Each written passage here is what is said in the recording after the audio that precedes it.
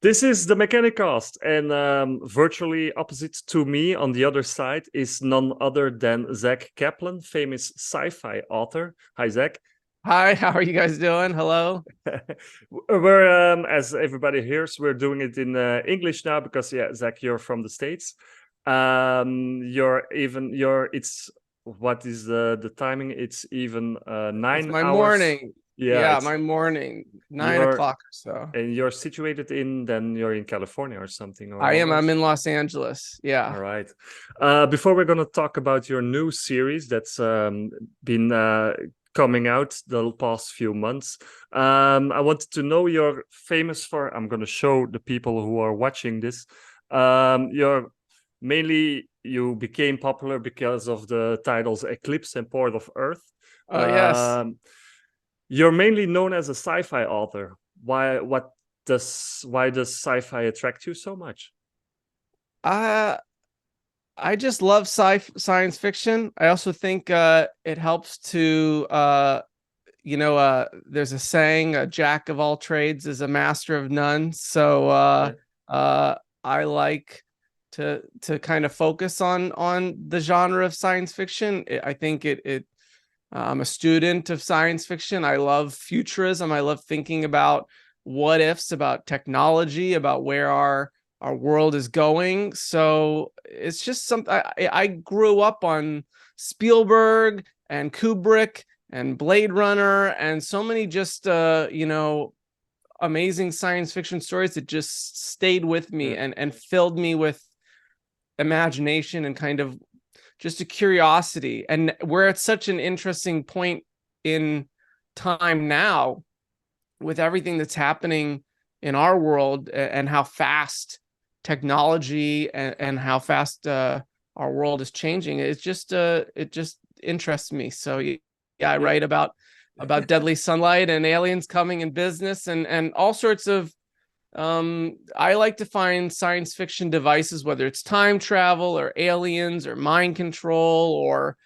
robots, and find a unique way to explore that Yeah. subject matter. Yeah. I can assume it's getting harder to write sci-fi because where it's, as you say, it's going so fast. We're living in an era where things like yeah, not per se time travel, but aliens or drought or yeah, robots and AI. It's we're getting to that point where it all exists.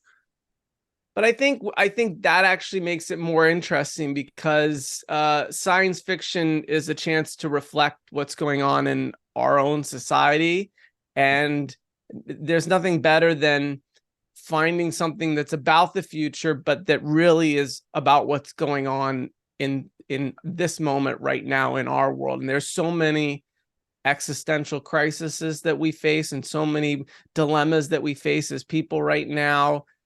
So I think there's never been a better time to write science fiction. I think some of the best science fiction is coming out right now, and I'm just excited to contribute. All right. Have you always known that you were going to be a comic book writer? No, but I always loved writing, and I always think I was going to be a storyteller. When I was writing short stories and science fiction stories and fantasy and fiction and stuff back in middle school and grade Yeah. school and high school. I was always interested in writing stories.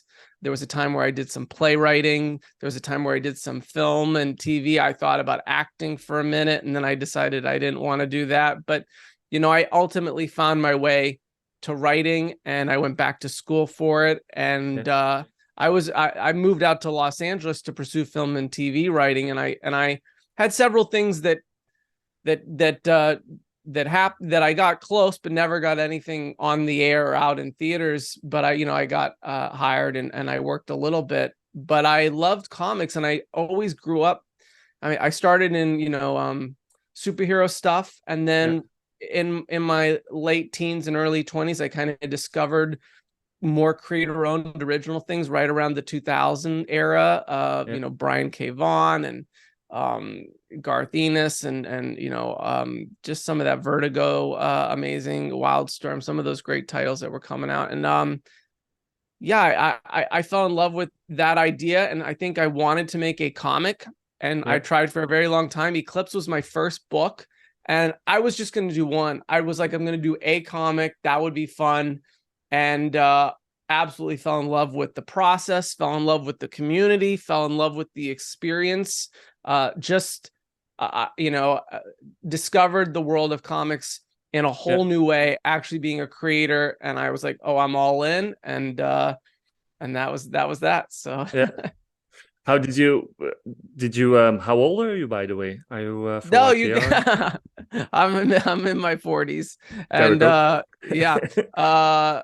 But yeah, I my first book was Eclipse in Yeah, yeah, 2016, and I got lucky to have the chance to have my first book be with Image through Top yeah, Cow, and you know, it did very well. We ended up doing 4 arcs of that, and that led to Port of Earth, and it led to more things. yeah. And so yeah, So it was that just there's no shame in that. I took over the comic book shop in 2014, and that was also when I turned 30. So I know how it goes in your career, that you can suddenly do a amazing switch and yeah. you feel great about it. It's awesome. I do feel great about it. And yeah, but it was I mean, it's still storytelling and writing, but there was definitely a whole lot to learn about Ah, the okay. world of comics. I knew Yeah. nothing about comics. And But but if you see on behind you, you've got quite a collection. Have you I been? yes, I've been Yeah. working on it. Yeah. Do you think you have to be a comic book nut to write for comics? I I think you have to appreciate comic books and appreciate the form. And Yeah, I think like a musician or a cook, the more you eat and the more you listen and the more you read, the better you are. I don't think you can be a great comic book writer if you don't read comics. I yeah, think you have to read comics and you have to love them. I think you can love. There's so many different kinds, so you can love what you love and yeah, you can not love what you don't love. There's enough for everybody. But yeah, I think you do have to. I think you do have to read yeah. uh, lots of comics to be a comic creator. Do you Yeah. have your own favorites? Oh yeah. I mean, I love big worlds, and I love you know, like anything Remender. I Yeah, absolutely love. Just can't miss. Um, you know, yeah. Brian K. Vaughan is great in terms of Those are classics. yeah, Lemire, I mean, I love Lemire. I love what James Tynion is doing now. Scott Snyder is yeah. fantastic. I love big ideas done well, and there's also all sorts of more other voices that are coming out now that I love. Ram V, and Yeah. you know, there's so many great creators coming out now. Dennis Camp and It's Alex Packnadell, and you know, Stephanie Phillips. There's just a lot of great comics out. So I try to read as much as I can and learn what's out there, and I think it helps you as a creator. Yeah, yeah, me. absolutely. All the names you mentioned, you're one of them. You can assume that it's if I can give you Thank a you. compliment. So Thank it's an amazing time that we live in for comics, for those who read comics and know something about it. I still, you know, it's funny that I still feel new to comics. I guess Yeah, I'm not new anymore, but I feel like yeah, from 2016 to 2020, I was only doing one book a year pretty much. yeah, And then the pandemic hit. And so it wasn't until last year that I really increased the amount of books that I'm putting out. I put out 4 books last year, and I'm probably going to put out another 5 between now and yeah, another year. So I have a lot more that I'm doing now, and I feel much more immersed in the world. But I think for years I was still like trying to figure it all out. I was really yeah. wide-eyed and I was doing a lot of Eclipse and a lot of Port of Earth, but I was so I still feel new, but I don't know, maybe that I don't I'll let you know if that ever goes away. Maybe it won't, I don't know. I don't think so, because this is we're living in a business, or we're working in a business that always feels fresh, and it's creative Yeah. business. So I think we'll never get old like Yeah, this. that's right. That's right. That's But right. for a certain time, you also did Nightwing, if I'm correct. Ah, Yes, I guess technically speaking, we can say very okay, technically. It all was right, yeah, I just did, it was 2 issues and I co-scripted it. So okay, Scott Lobdell was really the yeah, the story engineer there, and he even helped you know, on it. So it was really a very brief experience. Okay. Yeah, it was my first chance to work under DC, but to be frank, now looking back on it, I don't really consider it me. You know, I think that if Yeah. you were to, I think if you ever do see me work with Marvel or DC, you'll see my voice come out. And as fun as it was to work on those books, they really weren't me or my voice. And so people bring it up, and I feel very happy to have gotten the chance to play in the sandbox. But I was Yeah. playing with other people's toys and someone else's story, and it wasn't really Yeah. really mine per se. But that's what kind of co-scripting is. It was just and then yeah. Yeah. After It was also not Nightwing. It was Nightwing when he had been shot in the head, and he didn't remember who he was. So So it it's was Rick, I think. It was Rick. Yeah. It was a very interesting experience to write a superhero character that did not remember being a superhero. That was interesting. Is there a character from Marvel or DC that you hope to do someday? Or oh yeah, I would absolutely love to do some Green Lantern. You know, sci-fi. Yeah, there we go. Space opera. Of course. Yeah, absolutely. On the Marvel side, I mean, Guardians of the Galaxy, absolutely. Or you know, Doctor Strange. Anything that leans sci-fi or leans in that vein. Yeah, would love to do that stuff. Yeah. After your two biggest titles with Image, you have some other titles coming out after that too. What was it? Metal Society, Breakout. Those are Join the Future, I think. So I did Lost City Explorers and Join the Future with Aftershock. Yeah. After that, it was 2018 and 2019, 2020. And then, last year I did Metal Society and Breakout. Yeah. Yeah, there we go. There's Join the Future. Yeah.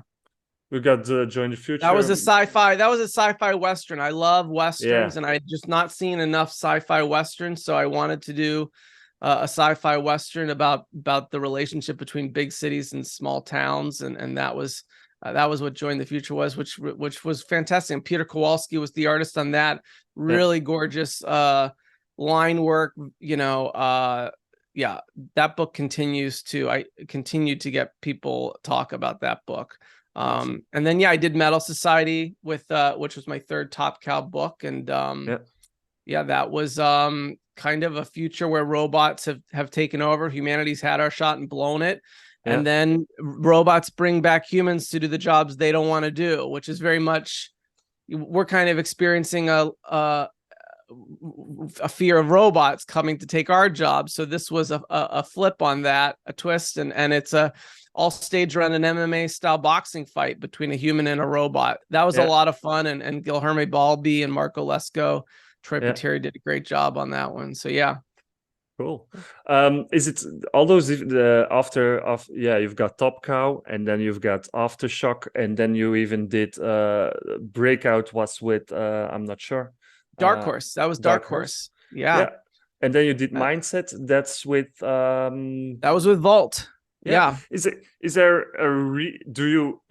you who go shopping, or do they approach you? How does it work with I've approached all the publishers pretty much, but usually a writer or creator is, I mean, I guess there are exceptions where publishers will seek out creators or writers, but usually I'm coming to them and developing a relationship and pitching them and saying, here's some ideas, or here's an idea, and goes from there.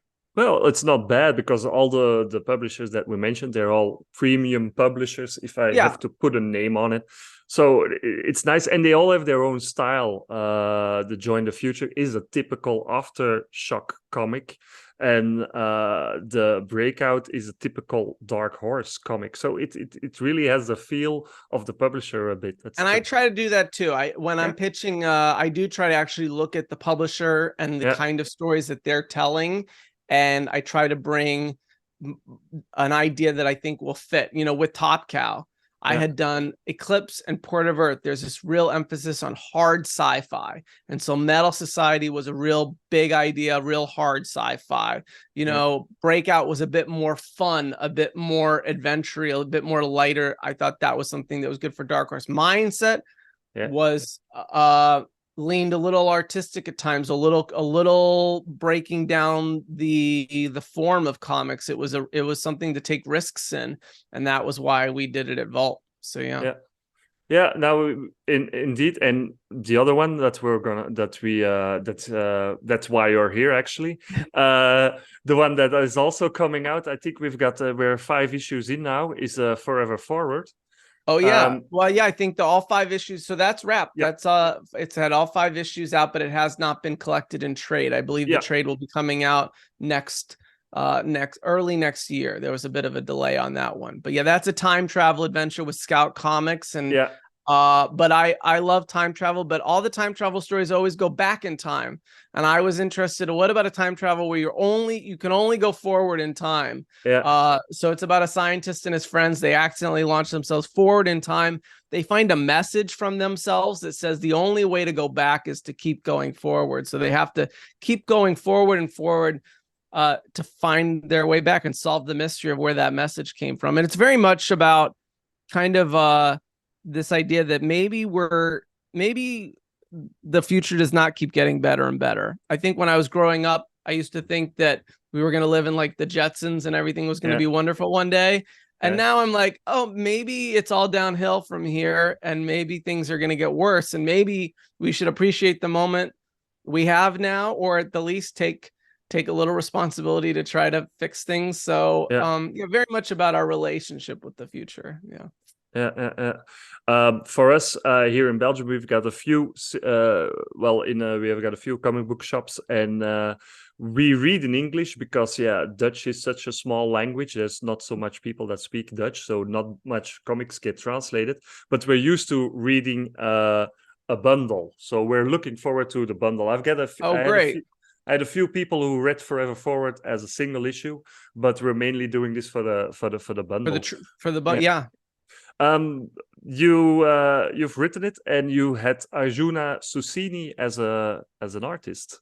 Yes. How did you find this artist? Was it did you? Great. We both had a love for lots of detail and giant splash pages, and and we got to invent and create so many different future worlds, and that book really required a collaborator that had a love of world building and inventing, and Arjuna absolutely did. I mean, he produced so many sketches that we didn't even use. We really had a lot of fun geeking out and, imagining what does this city look like, and what does this town look like. And so, it was a great experience. Yeah.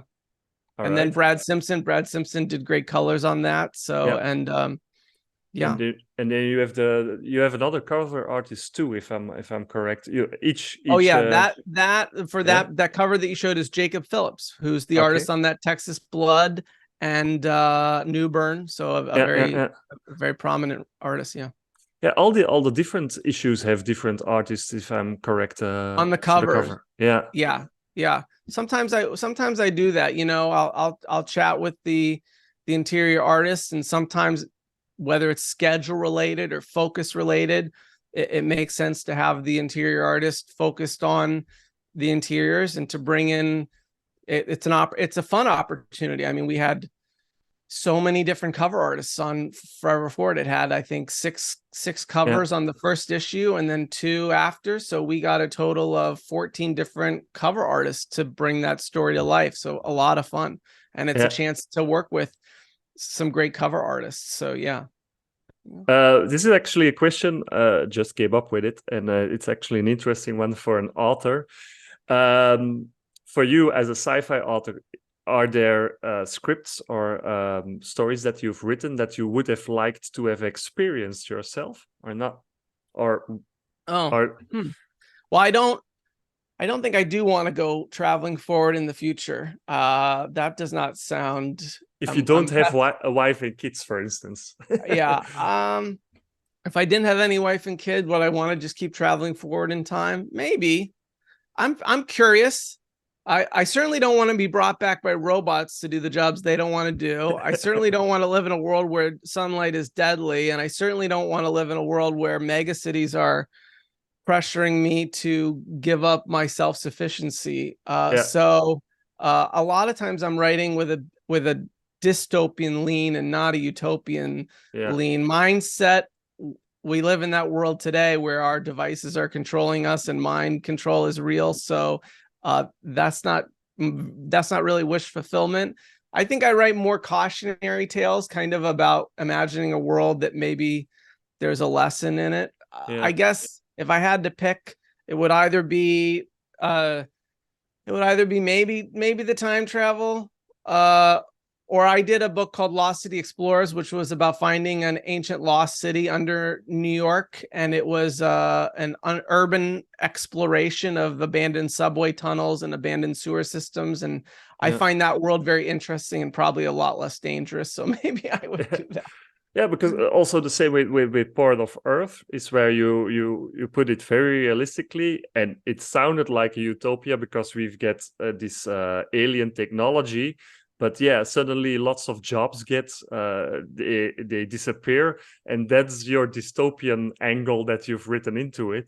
So and I was the aliens are coming into the cities, and they are a danger. There's a security agency, and the real truth is that the security agency is not there to protect the humans. The security agency is there to protect the deal, which is something that we experience in the world today, that capitalist interests in terms of a deal, that's what is protected. And so it's very much about it's ripped from human history. When you take any more advanced culture in human history and they come and meet a more native culture, it always starts in trade, it always starts in business. And then it de-evolves and descends into war and tension. And so the idea that aliens are going to show up with a bunch of ships and go straight to war, didn't seem, if they act like humans, they're going to come in business first. So, but we should be very careful what deal we make with them. So maybe because Forever Forward once again. Without spoiling it, is it a good or a bad ending? Because they're traveling forward in time. Is it a good or a bad ending, in your opinion? And it's probably quality-wise, it'll be a good ending because you've written it. Oh, quality-wise, it's a great ending. But I'm talking ethics.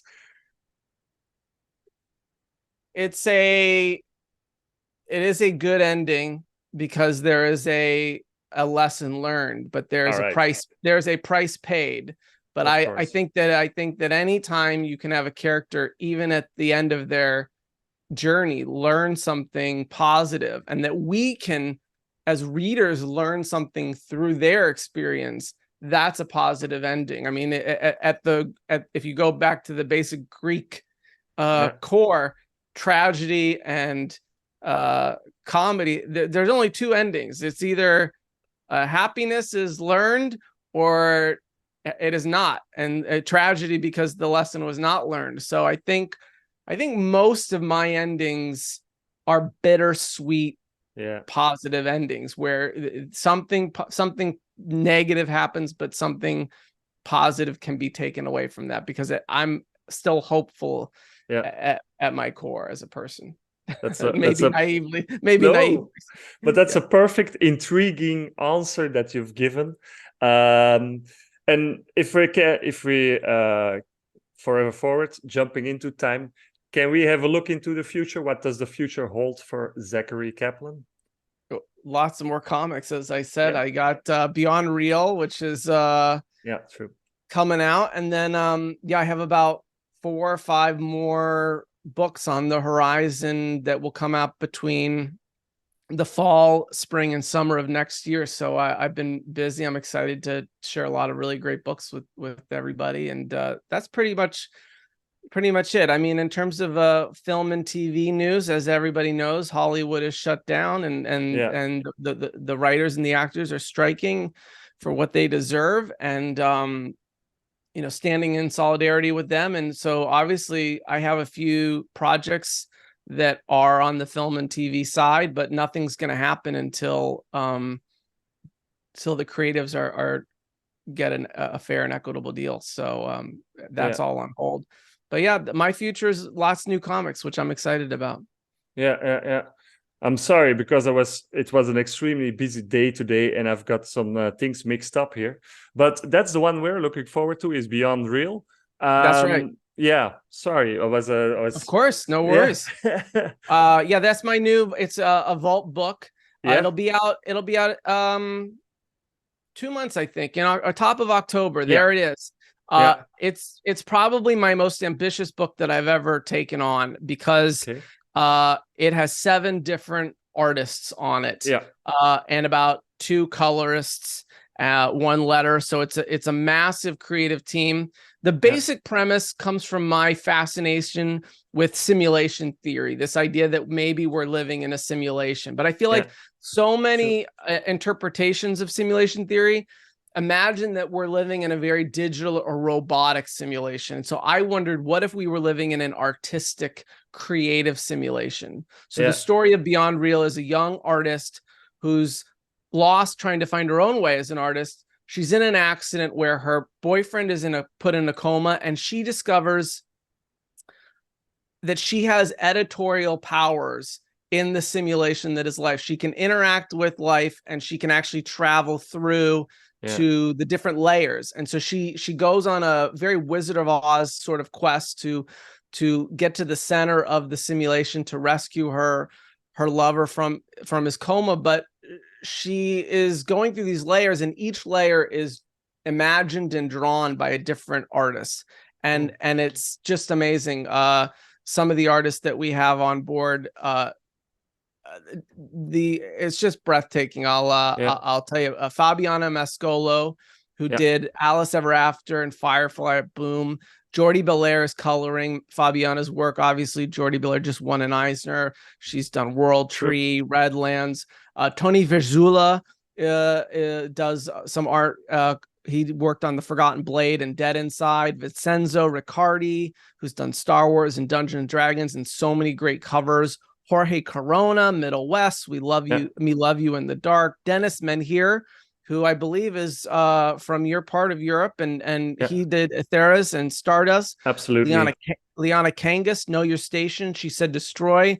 And there's one more artist who we have not yet announced. And then the entire series is lettered by Hassan Otsmane Elhau, who's done so many amazing books. And the entire A series of covers is done by my Mindset collaborator, another Eisner winner, John Pearson. So it's just an amazing team of artists. It's not even an artist per issue. Artists, the worlds are changing mid-issue, so that the reader is experiencing different worlds as the story requires it. So it was a very ambitious collaboration, and obviously ambitious to try to get all of these great artists on board, and a lot of work and a lot of fun, and it's been amazing to see it all come together. I'm really proud of this book, and I can't wait for everyone to check it out.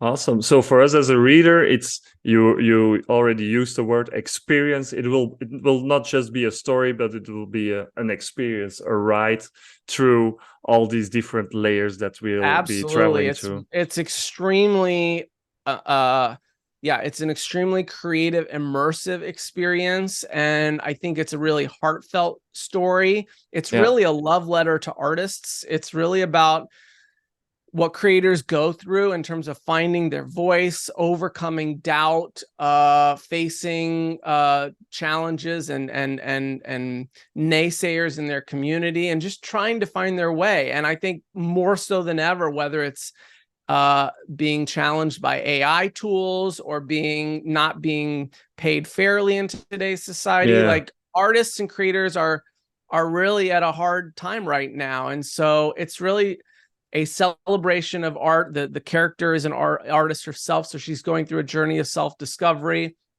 A really complex character, maybe one of my most complex characters that I've written, and it's a heartfelt journey, but it's really thrilling. It's got a lot of exciting twists and turns, and some really some scary stuff, some beautiful stuff. So yeah, it's really kind of it's a ride for sure. It's a book that's got a little of everything, and it's definitely a Vault Comics book. It's a risk-taking kind of book. Vault Comics, I think, puts out a lot of really extreme push the envelope. They're not willing to take a chance on a book and do something a little different that doesn't, it's not a superhero adjacent book. It's not an action book. It's got action, but it's a lot more than that. We're playing with the form of comics. We're looking at how can we deconstruct panels and layouts and use artwork to enhance the book and enhance the storytelling. So it's a lot of, it's been a dream to work on it. It's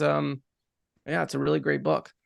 Well, it's something definitely to look forward to. Do you these ideas like Beyond Real and Forever Forward and all the other comics, do you walk around with them a long time, or do you and where do you get them? Do you get influenced by because something Beyond Real, it starts with an idea that we've heard or seen before. The same with Forever Forward. I've the beginning is something I've heard before, but from then on you make it totally your own thing. Yeah, I think that's my routine. You know, it's to find something that could exist. Okay, simulation theory. You know, this is a really interesting idea. A lot of people are playing with this idea. We're living in a simulation. But then I'm trying to think about why are people looking at it this way and not this way? You know, whether it's alien arrival or mind control or whatever, time travel. Yeah, I just like to explore. And how do these ideas come to me? I couldn't tell you. I mean, they're like, you just have a little tidbit of an idea and here and there, and it floats in your head for hours, a day, a week, a month, and then suddenly it all comes together. I mean, I had this idea of kind of like a matrixy sort of idea of so we're living in a simulation, and I liked the idea of someone escaping out of the simulation and going on a journey through the layers, almost like a video game is made by having a video game. They have different people work on different layers. Someone works on like the structure, and someone works on the atmosphere, and someone works on the different aspects. And so I had this idea, but I thought, but if you were going to represent that, it's far more interesting to see it imaginatively and creatively and in a way that you can expect. You know, it's the defying expectations of when you get out there. It's absolutely, if we get out there and it's all code, if it's all matrixy code, we expect that. So I couldn't tell you though where my ideas come. It's just, you know, it's just that's that. If you have lots of ideas, it helps to be a writer. Yeah. And even if I can push it a bit further, the idea, I think the original idea is in philosophy in old Greek, in the old Greek times. And even the idea of, the world is how we perceive it. So I think the world is different for everybody. So that's what you're doing with your comic, all those different layers, the creative side of it. Yeah, everybody's creative mind works differently. So okay, where I see a door, somebody else sees an entrance, or somebody else sees a passageway. So okay, those are different terms for it, but you know what I mean. So that makes it really interesting. This is something else that I've been evolving in my own writing. I did this in Mindset too. Mindset's about mind control. Yeah. But you could almost take out the sci-fi mind control and replace it with just app development. Like you could take out those words, mind control, and Ben, who is the character, they discover mind control, they put it in an app, they're trying to help people, and then their app takes over the world. But you don't know really if it's real mind control, or could it actually just be a metaphor for apps and for technology. And so I have really fallen in love lately with subjective storytelling that is just ambiguous enough where you can say, oh no, this is definitely a sci-fi premise and this is a sci-fi idea. Or you could say, no, it's actually the character's perception of something, but it's far more grounded. I like the grayness where you can read a story and kind of wonder what is real, what is not, and there's that extra level of participation. So I did that a lot more in Mindset than I think any other series, and Beyond Real has a layer of that too. Very nice. Well, it's really nice. Thank you very much for having a look inside of your head and where all those ideas come from. Of course. Thanks for having me. It's nice to meet you in your shop. Yeah, absolutely. Yeah, this is I'm at home now for the moment, but we have it's a huge shop, as you can see, like this. It looks great. It goes on for 40 meters. The first section is Dutch comics, and then the second half is all American comics from Marvel. I would be lost. I would be lost for hours in that shop. Yeah, it looks great. It's awesome. I hope one day I can find an excuse to come. Yes, we'll figure something out. We'll figure something out. Well, Zack, thank you very much. It was awesome. Thank you. And ladies and gentlemen, in October coming out Beyond Real and all the other titles we've mentioned. We've got them all in store, starting from Port of Earth all the way up to Mindset, Breakout. We've got them all in. It's all stuff made by this awesome fella, Zack Kaplan. Zack, thank you very much. And people, thank you for Jens. looking or listening.